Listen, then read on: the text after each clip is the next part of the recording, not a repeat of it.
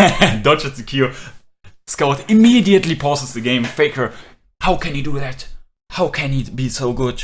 Like Matrix style, dodges the Q. Hello and welcome, it's me, Linking X2, and welcome back at Worlds. Today we're finishing all the matches in Group B. After yesterday we saw a couple of crazy upsets in Group A, with Fly, Phoenix Fly, FPX flying back home to China, and C9 managing the upsets against Rogue, being the first NA team to ever win a tiebreaker in the Worlds group stage, and also, first time they ever win a tiebreaker against the EU. In the match just a couple seconds ago, EDG was able to win against DFM in a quite convincing fashion. They look quite scary, but who else looks scary? T1, obviously, always scary when they're angry, always scary to face. Yeah, and he moves over the ward. Canna can move behind the minions, can move into the brush. Maybe a bit... Ooh, Faker with the roam. Movement speed buff. And the bubble and the first blood for the man, for the GOAT in the mid lane. This is why Faker is so good, and I still don't know why people fucking sleep on him. So we only see this very, very rarely from other mid laners, but Faker does it like nearly every game. These early TPs top. Ooh, now the teleport play for the Hungry Thief side. They move into the bot lane. But Gumayusi with a good flash takes a lot of time. Everyone low. Faker here moves up with the flash. And Oner is there for the kill. Keria has the flash hook. Doesn't need to. He goes in again. Faker with the flash. Oner, can he finish the kill? And he can. Ooh, Faker gets hit but moves. Is able to get the E out. Ooh, a clean movement speed buff. Oh, and by a super small margin, Hunger Thieves is able to equalize the scoreboard and win this bot lane skirmish 3-2. Oh, yeah. T1 not having a ward in this brush is super crucial. So, as always, T1 will start the Herald. 8 minutes, it has spawned, so you can expect T1 to be there. This time, oh no, why? They're really 5-manning Herald again. They will lose botlane turret for this. Oh, I don't know how big the wave is, but it is a cannon wave if I see that correctly. So, yeah, they get the Herald, but for how much? They lost already 1 plate in botlane, and with Ezreal's items, they're bound to lose the second one. It doesn't look like they get the wave in fast enough. So luckily here for T1 they only lose a single plate, but they lose quite, I think, how many waves was it? Probably like 2 waves lost in the bot lane there for the Herald as well as the plate. So in terms of gold value, unless T1 gets really rolling with the Herald, not looking too good. Herald already summoned. This gives Hungry Thieves additional time to move over. He already on the way, but Keria is already there. Flag interrupted, kicked into the turret, Oner, flash, ult. Someday locked up, and they get the Herald charge as well. Kill and plates. Ooh, and Faker is able to land the bubble, but it's he is a tank, and the blast cone as well. TP also from Abedage into the mid lane, so he can't follow up on any plates. So Canna gets all the plates in the top lane, shares them a bit with Oner. So T1's top side again massively ahead over the counterpart, even though Closer is ahead in farm. T1 here able to probably secure the second Herald. No one from Hungry Thieves around for any steals. Next objective goes in our favor. Yes, we lost the early dragon, but not too much of a problem with the Herald placed. We are going to go for the mid lane turret. Probably also want to get the next charge here. But for that we might need to land some more poke. Obviously there are no TP flanks for someday to come in. Next charge as well. That's good. And remember, all of Hungry Thieves stacking armor, so there is little to no magic resistance. Faker has the complete potential here to pop off and poke out the key members. Here Shock Blaze lands onto FBI, but remember it's an Ezreal, he goes frozen hard. T1 here, bit off position here. Oner goes for the steal, as it looks like. Sleep on to the... Oh, no, we lost the Drake, no. Do we get something afterwards? Stopwatch out of Someday. Obviously not going for a Zonia's build, so yeah, that's a good stopwatch gained. But, no. Ooh! There's no vision. Oh, there was vision. They know. But they can't contest. They're too late. They're too late. It's too late, right? Oh no, Keria popped the ult too fast. They're out. We are now the thieves. We haste away the Baron under their noses. Nice. And now the poke comp with Baron. But hopefully we don't make the mistake to push out too far without checking our sides or behinds. Obviously, Someday and Abadage blew their TPs, and we know that, so we can be a bit more brazen. But still, a vision pocket where Someday can hide for Malphite ultimate. Still super scary, especially as Keria and Faker don't have flash right now. Ooh, Faker getting... Nice. Okay. So, we did the right job. Actually, I think... I don't know if it's like... If it was their plan, but picking the bot side as their main side to push is quite smart, because they can only be flanked from behind or from the blue side jungle or the blue themed jungle, and you only need to secure one side, and the back usually is clean, so it is a lot easier and a lot less risky to push in this lane here right now, with very little potential for Hunger Thief flanks. Maybe that was intentional, maybe it's just random, because the bot lane inhib is obviously usually the most important inhib. Now they rotate to mid lane without having secured anything, but Someday is on screen, Someday is hooked, Someday is blown the f up. And yeah, now T1 with the poke comp, they can go in. Now we see why the Jarvan is good in this comp as well. If you cataclysm the enemies, then you can obviously shoot them down like fish in a barrel. We're usually able to not to get the kill, and T1 just blow them the... That is... Well, it was a 3k lead, now it is a 7, but it doesn't matter. T1, they win the fight. What fight am I even talking about? They get the pick on Someday. Hunger Thieves never able in the entire 33 minutes or something, able to get their comp off. FBI got the lead, got tanky, but for what? What for? He is not able to carry the game for his team, and Hunger Thieves, they had a good comp. Like, they had a really easy to execute comp, wombo combo potential. There's always the comeback threat, and they weren't even that far behind. Obviously lost the Baron due to a macro mistake, but still had the threat of the engage. But then just one misstep, T1 pounces and is able to shut them out.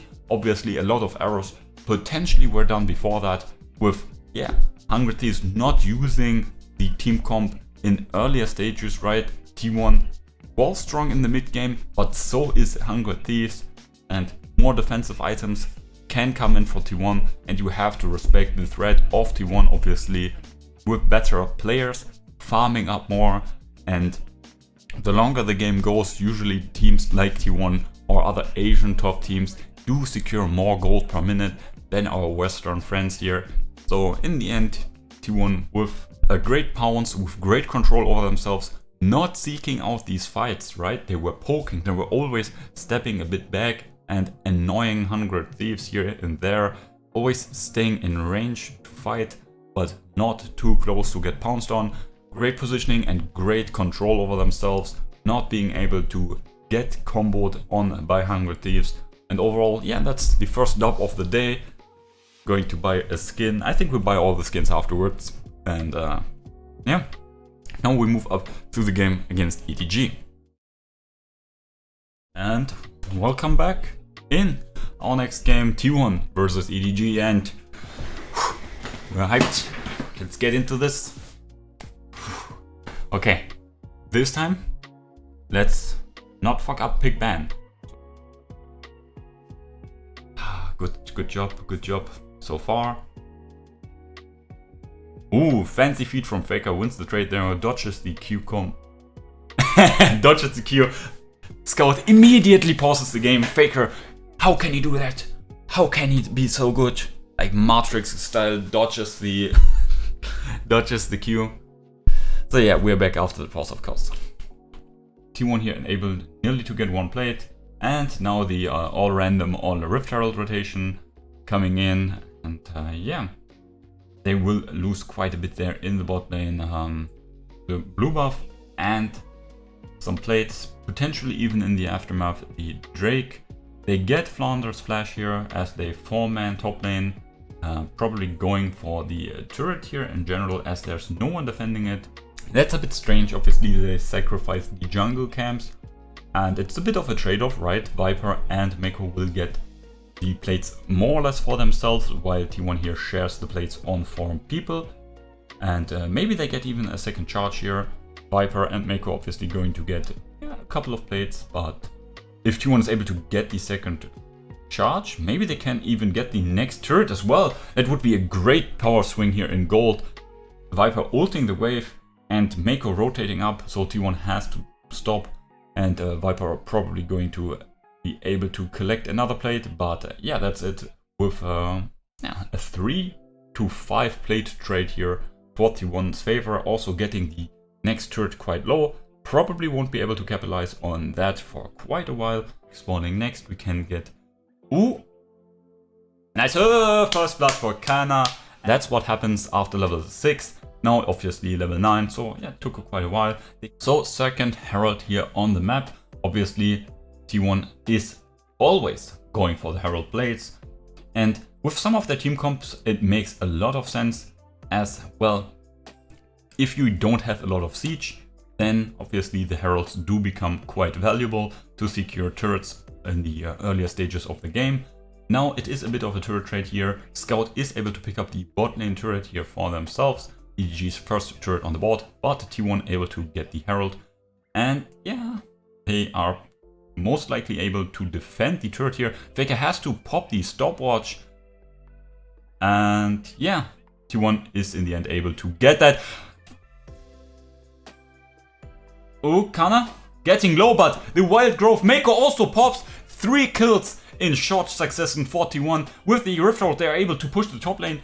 They're able to push the mid lane, maybe even able to get another charge. The minion wave is quite large, maybe able to put up 2 turrets here in quick succession. Kana TPing to the, or roaming to the bot lane, also picking up more farm, more turrets, more farm, more kills. T1 pushes ahead with a 4k lead just after EDG was trying to look for a pick here. They were able to get the bot lane turret, and then yeah, they were a bit greedy, maybe thinking they can pick a fight here after T1 looks to path into the mid lane to defend their turret. But TP play here from Kana, Oner with the flash E onto Flandre, and then JJ, I don't know what he was thinking. There's a Wild Growth, it's a Poppy. That was a bit greedy, and with Mako on his back, the cat drops as well. Ooh, so much gold into T1. Obviously Goldly dies a bit down here after EDG is able to push out a few waves, but ooh, here Flash W after the slow hit carrier. Obviously as a Lulu instantly blown up. Yeah, a bit sad, but yeah, EDG gets on the board with their first kill. And yeah, still able to hold here the turret. Oh, that is quite the risky flank here from Faker. Yeah, obviously with the instant flash, then picks the red card. Kana here with the flash ultimate picks Flandre again. The Jace falls. And yeah, even though the first few levels were in Jace's favor, but ooh, JJ got stunned. This time Faker picks the right card, but yeah, pops the ultimate here from JJ. And T1 walls just down the mid lane. Oner here lands the E against the wall. Scout locked up, and they're not able to get the kill in the end, but blow more summoner spells secure the turret, and T1 cracks the base just short of 20 minutes. They now seemingly rotate up towards the Baron. That could be a bit dangerous, but only Flanders TP up. Scout has his ultimate though, and yeah, they just secure the Skull Crab and a bit of vision. Look at the vision, just like the caster said. T1 complete in control, and the next gold card, CC rooted up, JJ just pops, 2 ultimates blown, 3 ultimates blown as well, for just the ultimate of the Aphelios as the follow-up. T1 immediately collapses on the Baron. Yes, Keria is a bit low, but has the honey plant to eat up. Faker here looking for the next flank with the gold card in tow. And yeah, there is no vision. Has the gold card, and Flounder again pops. Keria, it's just a complete wash. And okay, they get out with the run warp. Scout and Mako are able to live. JJ respawns, but will he be able to make it in time to contest the Baron? No, they move over to the Drake, but even the Drake hasn't spawned yet. T1 probably going for the recall afterwards, so EDG is most likely able to collect the Drake. But will it be enough with the Baron empowered recalls? Drake also a few seconds, and yeah, here we see the pick again, all the CC, all the spells, JJ just pops, even invisible. Faker here with the roam around, all the vision control with the gold card in tow. Kana already in the face of EDG, and yeah, Scout luckily able to get out here after all the CC has been expended. T1 5k now ahead with Baron in tow, and yeah, EDG weren't able to secure the Drake, and JJ again Faker with the wrong card, but it will not matter. JJ gets away with the flash. EDG so far able to hold out with like only one in him last. Kana goes in, gets the double flash, pops the stopwatch. On the other side though, Scout getting killed, Flounder already dead again. Faker again TPing in with the gold card, looks for the plate, but yeah, T1 just completely demolishing EDG. What a great game from our team here, and EDG completely chanceless. JJ goes in, but yeah, no damage and all the protection, all the shields, and yeah, they get a triple kill or quadra kill even in the end for Gumayusi. Complete wash of a game. 1-13 in kills, all the Drakes just losing 2 turrets and 1 kill. EDG got completely squashed, and now T1 is on the board. And if everything goes as we expect, there will be a tiebreaker match at the end. Maybe that won't be necessary because T1 won with a shorter game time against EDG. So maybe they avoid that. I'm not sure about the modern ruling of that, but what a great game. And yeah, we will see each other with the next game, T1 versus DFM. That will take a while for me because I have to watch a couple of games in between. T1 here now gets the well-deserved break after 2 games in a row. What a good one. Yeah, let's continue with that. Let's go, DFM versus T1 here in this one. So, DFM sadly with the 0-5 score not able to get the win against Hungry Thieves in a match that they should have absolutely been able to win, but Hungry Thieves with the clutch and stopping the backdoor from the Twisted Fate and Trinomere and securing their win. DFM so on the brink to go 0-6, which is sad, but still they performed quite well in some of the matches. The matchups, obviously, Graves in the top lane will be shitting on Renekton. And still here, fakes a top lane gank, but yeah, T1 probably read this. Faker here gets surprised. He didn't need to flash here, but the reason why he did, obviously you don't want to get ignited and then flashed upon by Arya. And then even if you live, because your E comes up, there's still the potential to get chunked, and then you have to recall, you lose a lot. So yeah, you don't want to be bothered with that.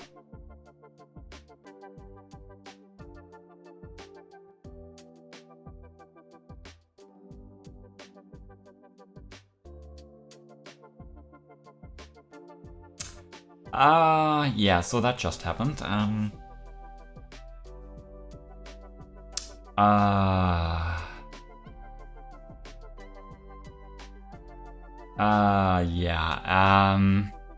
Let's focus on the positive. So yeah, bot lane 60s ahead, owner invading. We don't we ignore what just happened there. We completely ignore that. Yikes.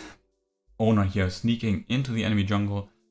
Kana misses his ult though, so it's a bit tough. Owner only level 6, owner only level 4. Yeah, that's not going to work out. Shaco also here. Kana flashes immediately after the ignite comes in. that was a bit of a botched play. 2 flashes for the Ignite and the ultimate of Heavy, but Canna also blew his before. Keria and Guma obviously one of the best performing bot lanes at this Worlds tournament. I mean, yeah, you could argue they're the best performing ones. Like Viper and Mako, they are doing well, but their laning phase actually not the strength of them. And yeah, Gumayusi here might get picked off, but sidesteps the deadly flourish. And now with the re-engage onto Steel, picks him up. Nice kill for him. Yeah, we still don't get the large 5v5. And Gumayusi and yeah, that's not working out, mate. Like this is like what are they thinking? DFM really silly there. The cool thing obviously is Steel with Yuumi attached makes both of them invisible. Same story as Twitch or Evelyn, right? So he sneaks into them, but it is an Aphelios with his best guns, the white and the red one. And it was a lot of damage. But they still have both flashes and they have ults. You are not going to one-shot him in any case there.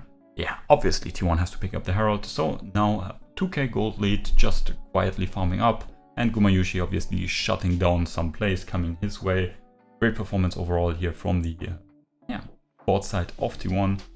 So while DFM is rotating bot, picking up the turret and looking for a potential flank on Faker, but Canna is there as well to protect his mate.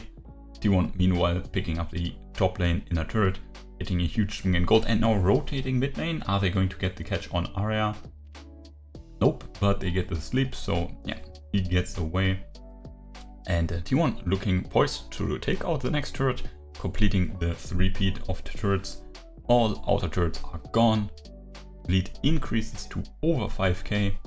And yeah, T1 similarly to EDG, quite calmly strangling out DFM.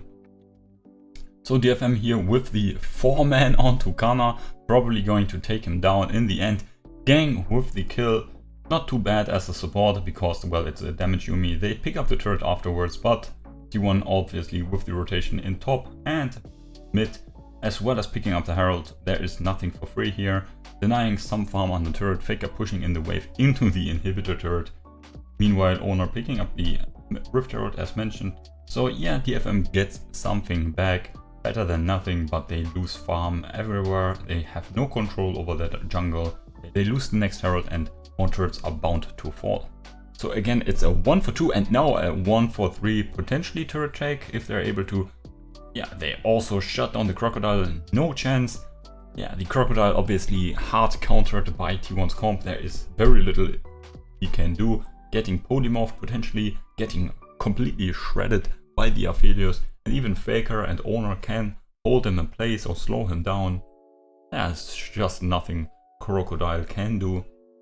And another free kill for T1. T1 here 20 minutes and 15 seconds starting the Baron now. DFM finds it out and they're moving in, potentially looking for a fight or a steal. T1 has noticed that. Are they going to flip it? Which is a bit silly. T1 is ready to flip it. They're ready to fight. Obviously it's a Shaco, you can't really stop him. Oh, Owner looking for the fight and the follow-up ult. Gumayusi's ult misses though, and Owner getting blasted, not in the pit for the smite as well. A bit of a misstep here by T1, not hitting the re-engage. Faker here a bit split up by the team as well, is forced to flash and is getting rooted, but T1 as a whole moving out. Yes, a bit of a blunder here, not landing their key abilities, but yeah, they're not really losing anything. Canna pushed a wave into the inhibitor and now is TPing to his squad. So yeah, T1 here with the members advantage as Evi is forced to defend the inhibitor. Now follows up with the TP, but this time here T1 looks to secure, looks to swap the Baron. Owner with the steal and the ultimate afterwards, but can they win the fight? Ooh, massive ultimate by Faker, hitting 3 members. Owner with the follow-up and Gumayusi secures the kill. Just 1 kill for now. Owner playing with fire a bit here, but Evi in the end taken out. There is just so much mobility and so much safety in T1's kit. Still having so many exhausts, still having so many flashes. Owner, oh, locks down the kill here onto Utapon. Faker TPs behind them. looking for revenge after Arya took him down. And T1 here securing the inhib with the Baron, rushing down, 11k gold lead.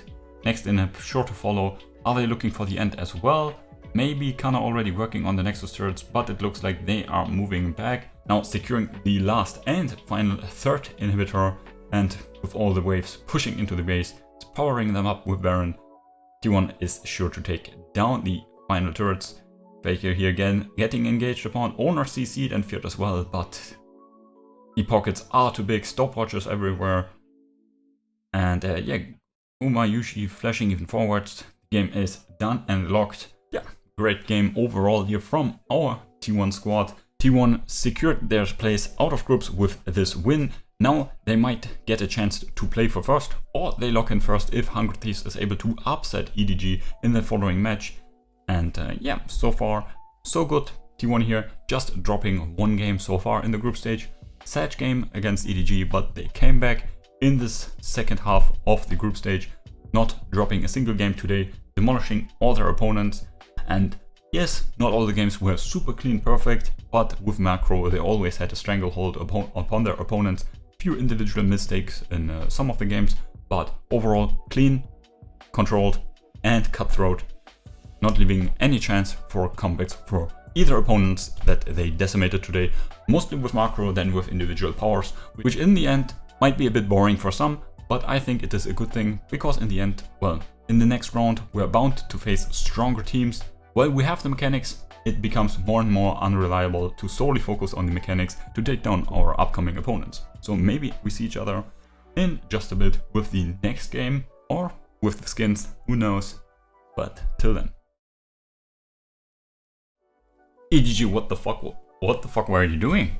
Hungry Thieves just clapped some cheeks right there, and the dub goes into NA's favor. NA week 2, what the hell has happened? And on the same note, China, what the hell has happened for you? 0-4 FPX, and now what was that? EDG, I think 1-2 today. Oof. But T1 ending up in first place, the place where they belong, and the group is 100% true to my pick'ems. Big brain. So obviously great success for our T1 squad. LCK now in 2 first places, just as we all expect from the math coming in. What was it again? Like 80% chance for first place.